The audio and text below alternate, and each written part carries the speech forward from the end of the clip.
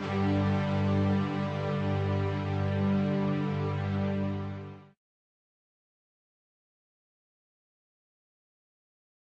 entrepreneur UC Onliners.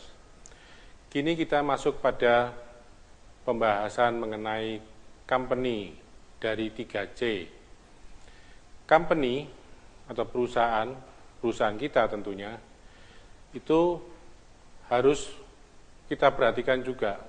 Karena apa? Ini karena sangat penting juga dalam hal marketing. Karena marketing bukan saja hanya menjual produk atau jasa, tetapi ini juga harus melihat bagaimana perusahaan kita itu bisa secara strategik memenangkan persaingan maupun memperoleh margin yang cukup baik sehingga kita bisa memperoleh laba yang signifikan.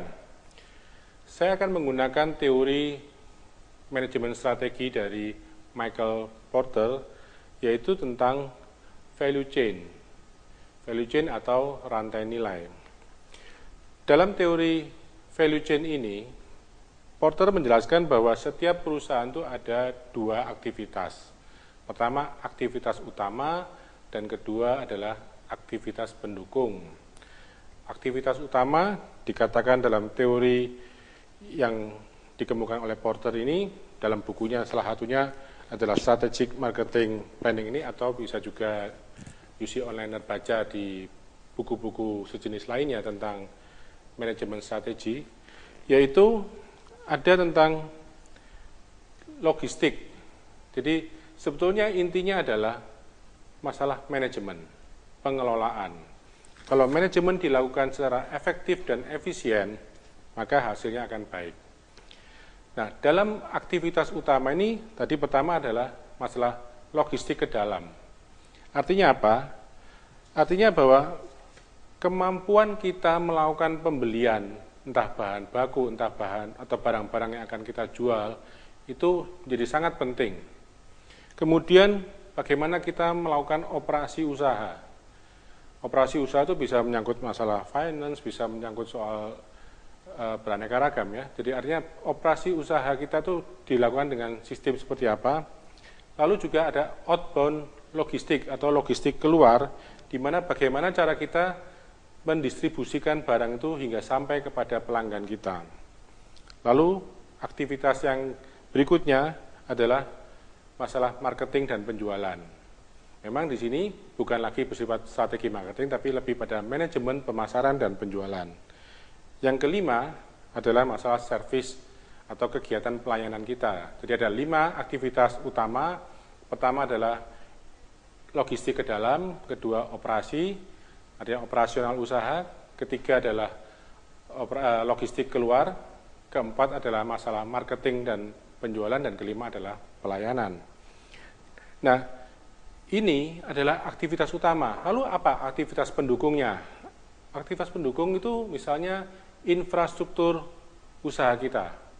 Jadi kantor, toko, itu adalah infrastruktur. Peralatan yang ada itu semua adalah infrastruktur. Apakah infrastruktur yang ada itu mendukung usaha kita atau tidak? Kedua adalah manusianya. Manusia kita tahu adalah hal yang sangat penting dalam perusahaan.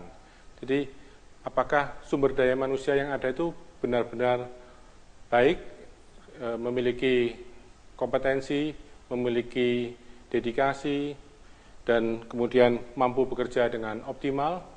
Lalu ketiga adalah pengembangan teknologi. Kita tahu bahwa teknologi mampu meningkatkan usaha, artinya bisa lebih efektif, bisa lebih efisien.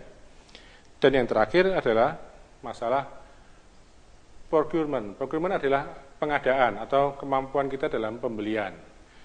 Nah, keempat hal ini merupakan aktivitas pendukung. Kalau kita bisa mengolah atau mengelola atau memanajemen dengan baik, maka kita bisa membuat usaha kita ini memiliki margin yang baik. Misalnya, kalau kita benar-benar bisa melakukan secara efektif dan efisien dalam hal infrastruktur, dalam hal sumber daya manusia, dalam hal misalnya juga katakanlah pengembangan teknologinya, dan juga pengadaan barang-barang, ini tentunya akan lebih baik ketimbang misalnya kita ada entah itu kebocoran, entah itu mungkin ketidakefisienan atau pembelian barang yang tidak perlu, itu bisa mengurangi keuntungan. Nah, hal-hal seperti ini harus diperhatikan. Karena kalau kita bisa melakukan pengelolaan manajemen yang baik, tentunya secara umum nantinya akan membawa kemampuan kita untuk bersaing dengan kompetitor kita. Jadi kita bisa menganalisis perusahaan kita melalui cara ini, yaitu dengan teori value chain atau rantai nilai. Memang teori ini lebih banyak digunakan di manajemen strategi, tetapi sangat tepat kalau kita sebagai seorang strategi di bidang pemasaran juga memperhatikan mengenai value chain. Demikian dari saya mengenai value chain, mengenai bagaimana kita menganalisis perusahaan kita. Kita akan sambung nanti pada video berikutnya, yaitu tentang bagaimana menganalisis competitors. Salam entrepreneur.